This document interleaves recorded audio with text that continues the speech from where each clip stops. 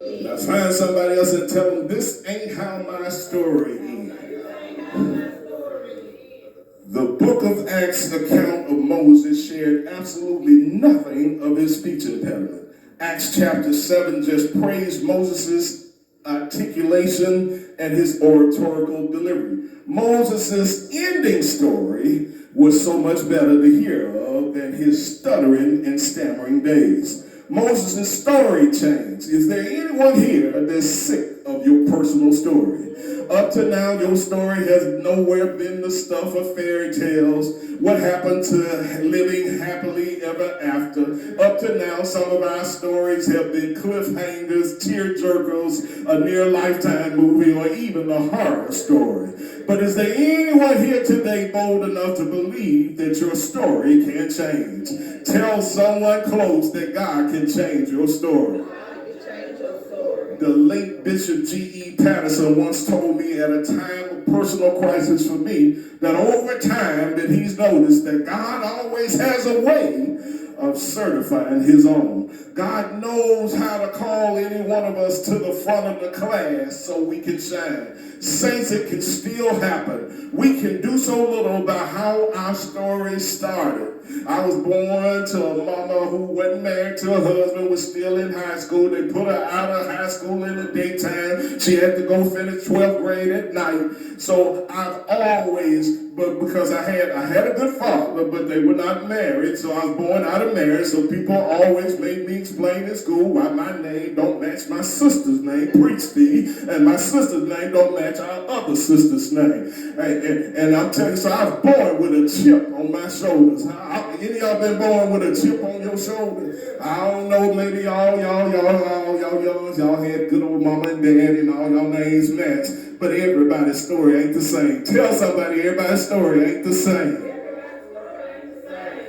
So I have a little bit of chip on my shoulder because I had to fight for this single mama who I saw walk to work to take care of all of us, and we ain't never missed no meals. And I went to Bellevue with all you the upper bourgeois, and I went to school with them, and we were dressing just as good as them. So that lady worked her hands to the bone, worked her heart to get just bust. So I'm just telling you, I was born with a little bit of chip on our story, but I'm telling you that your story can change. It can still happen. We can do so little, like I said, about how our story started, but we can all believe that God has a triumphant ending to our personal stories. Tell someone close that I trust God with my story.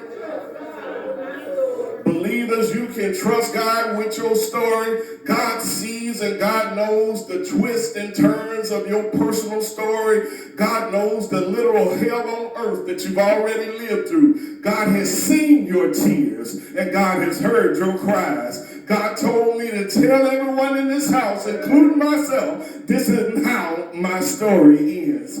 My brothers and sisters in Christ, I would submit that even the book covers of our personal stories are well worn and torn down. Some of our stories have been nothing short of a hot mess. We've all had a nightmare on our own street a time or two, so Freddy Krueger ain't that scary on the movies because we've had some nightmares on our own street. I don't know whether your street was Porter. I don't know what street you stayed on, Azalea. I don't know whether you stayed on Riverside. Wherever you stayed, how many of y'all have had some nightmares on your own street?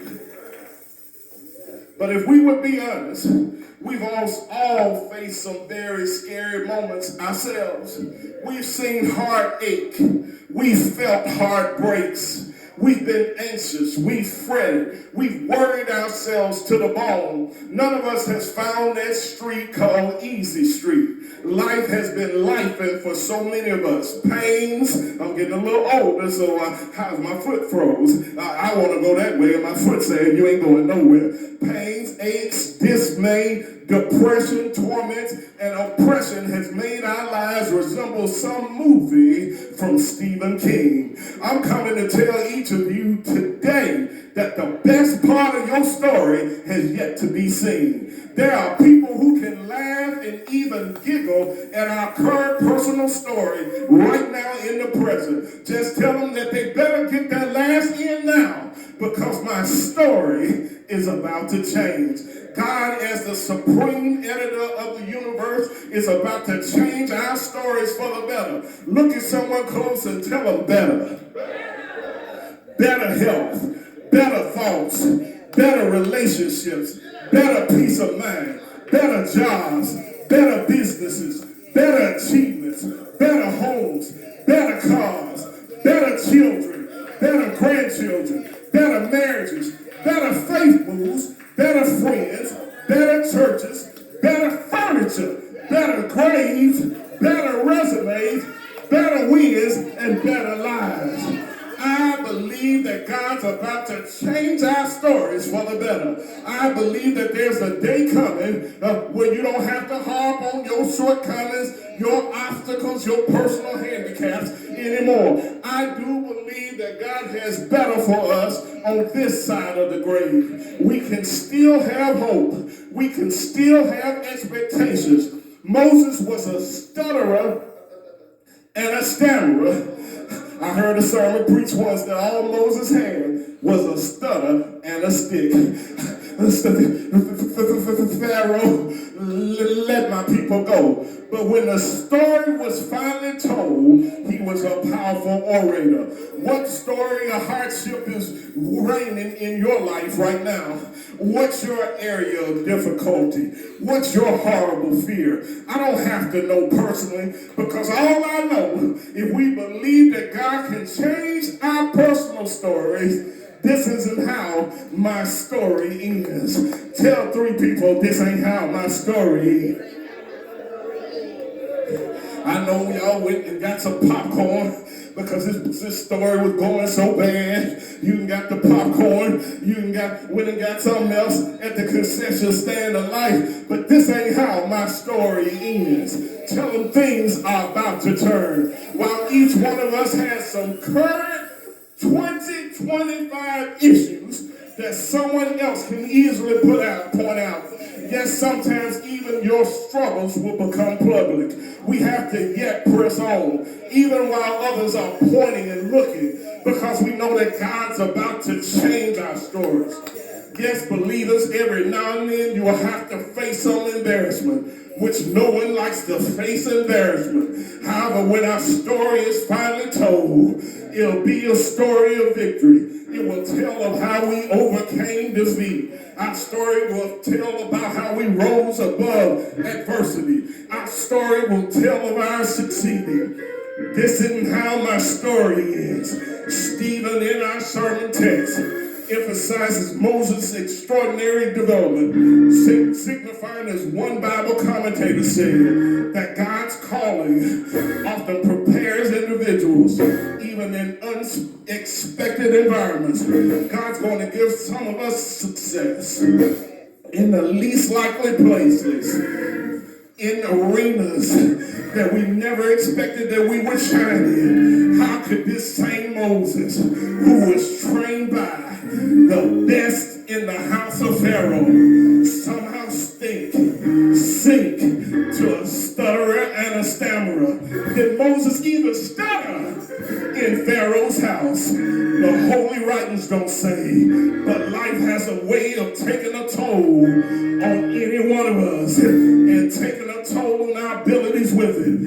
Imposter syndrome can arise inside of any one of us. We don't feel worthy of this. We don't feel worthy of that. Life can mess with your skills. Life can mess with your confidence like few other things can. Not only can God develop us again, look at someone across the way and tell them God can redevelop us once again. God can make us over again.